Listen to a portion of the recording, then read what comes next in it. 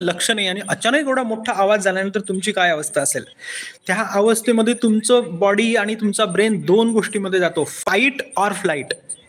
Fight or flight या दोन गोष्टी आपला ब्रेन लगेच आपल्याला सांगतो की एवढा मोठा आवाज झालाय, खूप धोका आहे, चल निघ इथून पळ. एक तर पळ, नाही तर फाईट बॅक कर. पळणं शक्य नसेल तर फाईट बॅक. आणि जर का आपल्याला तो फटाका फेकणारा व्यक्ती दिसला की आपला ब्रेन लगेचच फाईट मोडमध्ये जातो आणि लोक हाणामाऱ्या करतात. Reason, sudden bursting noise that startles us, we are afraid of it, and ultimately what happens is fight or flight. पळून शक्यतो जात नाहीत लोक, ते फाईटच करतात कारण त्यांना समजते की कोणी फटाका फेकलाय, मग मारामाऱ्या पण होत असतात. आणि हे एक छोटंसं उदाहरण झालं नॉईज पोल्युशनचं. पुढची गोष्ट सांगतो तुम्हाला. न्यू इयरचं सेलिब्रेशन जेव्हा होतं त्यावेळेस पुष्कळसे पक्षी मरून पडतात. त्यांच्यावर आजार वगैरे काही आलेला नसतो, आपल्या आवाजाचा तो आजार असतो आणि ते पुष्कळसे पक्षी मरून पडतात, हकनाक बळी पडतात या गोष्टीला. पुष्कळशी तुमची पेट डॉग्स असतात, तुमच्या कॅट्स असतात बघा, ते लपून बसतात. दिवाळी असून देत किंवा तुम्ही जेव्हाही फटाके फोडणार त्यावेळेस प्रत्येक वेळेस नॉईजच्या वेळेस होतं. आणि कायदा असा आहे की रात्री 10 ते सकाळी 6 पर्यंत तुम्ही कुठलाही लाऊड म्युझिक कार्यक्रम करू शकत नाही. त्यासाठी तुम्हाला अगदी बंदिस्त जागेत जावं लागतं, अशी बंदिस्त जागा की त्या पर्टिक्युलर जागेमधनं तुमचा नॉईज बाहेर जाणार नाही. अर्थात मी तुम्हाला सांगत नाही की तुम्ही एखाद्या बंदिस्त जागेमध्ये जा आणि मग तिथे तुम्ही लाऊड म्युझिक वाजवा, नो. याच्यावर एक IIT वाल्यांनी एक चांगला प्रयोग केला होता. सगळ्यांनी असे हेडफोन लावले आणि प्रत्येकला त्या म्युझिकचा ऍक्सेस दिला आणि ते डीजे नाईट त्यांनी पूर्ण रात्रभर त्यांनी एन्जॉय केली, परंतु बाहेर कोणाला आवाजच येत नव्हता. सर्वांचा आवाज त्या हेडफोनमध्ये होता. परंतु फक्त हेडफोन लावल्याने पण तुमच्या किती शारीरिक व्याधी तुम्हाला वाढू शकतात ते पण मी तुम्हाला यामध्ये सांगणार आहे. I hope everybody is with me and I am very very clear. Voice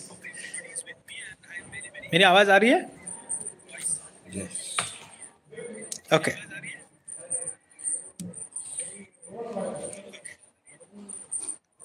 okay, बाकी का कुछ भी इधर उधर का तुम लोग कमेंट मत करो boys. You have to simply pay attention to what I say because this is very important. And remember this activity has been assigned by our Directorate of Technical Education so that everyone, all the youngsters should be aware of noise pollution because you are going to face these problems in future. And sometimes I have observed that the youngsters are more responsible for the noise pollution. Not only youngsters, there are so many things that are responsible for the noise pollution that one by one I will be talking about. Of course, I will not take more than 30 minutes, so you just keep patience and do not talk unnecessary things. Okay. तो कहाँ से ये noise तैयार होता है? पहला है industry. आप किसी भी इंडस्ट्रियल जोन में चले जाओ, कटिंग की आवाज आ रही है, ग्राइंडिंग की आवाज आ रही है, ड्रिलिंग की आवाज आ रही है. आप जाओ, वहाँ के जो वर्कर्स काम कर रहे हैं ना, उनको पूछो कि उनकी हालात क्या है. वो बहुत सारी चीजें इस्तेमाल करते हैं कि उनको वो नॉइस का पोल्यूशन ना हो और उनको प्रॉब्लम ना हो सुनने की. लेकिन नॉइज इतना ज्यादा होता है कि वो कुछ नहीं कर सकते और उन्हें लाइफ टाइम वो बहरे हो जाते हैं. सर्वांना बहिरेपणा आलेला असतो, कमी जास्त प्रमाणात आलेला असतो. मिलमध्ये काम करणारे किंवा इंडस्ट्रीमध्ये काम करणारे प्रत्येक व्यक्तीला तुम्ही विचारून बघा, तुम्हाला हे कळेल. मग इंडस्ट्रीतनं एक नॉईज तयार होतो. दुसरा सर्वात जास्त नॉईज असतो ट्रान्सपोर्टेशन. तुम्ही बघितलं असेल, मुंबई म्हटलं, ठाणे म्हटलं की ट्रॅफिक, आणि ट्रॅफिक म्हटलं की इतकं भयानक आवाज असतो. वाहनांचा आवाजच असतो. एखाद्याकडे बुलेट असली ना, तो नुसतंच ऍक्सिलेटर देत असतो आणि तुझा वेगळाच आवाज येतो असतो सायलेन्सरचा, आणि तो असा आयटीत पटपट पटपट पटपट पटपट वेगळा आवाज करत जातो. परंतु त्याला हे समजत नाही की त्या आवाजाने बाकीच्यांना किती त्रास होत असेल आणि किती लोक शिव्या देत असतील. आणि शिव्या इतक्या घाणघाण असतात की तुम्ही कल्पना नाही करू शकत. माझ्यासारखे पण शिव्या देत असतात जेव्हा तुम्ही असा आवाज तयार करत असतात. आता आणखी नॉईज तयार करणारे मी तुम्हाला सांगतो. समोर ट्रॅफिक जाम आहे, समोरची जी आहे व्हेकल ती फक्त 2 फुटावर माझ्या उभी आहे आणि मी थांबलोय, तरी पण मागचा काय करणार, P P P P P P. अरे तुझ्याकडे हॉर्न आहे माहिती आहे, तू कितीही पी पी केल्यानंतरही समोरचे वाहन जाणार आहे का? आणि जोपर्यंत रस्ता खुला नाही होत तोपर्यंत आपण जाणार आहोत का?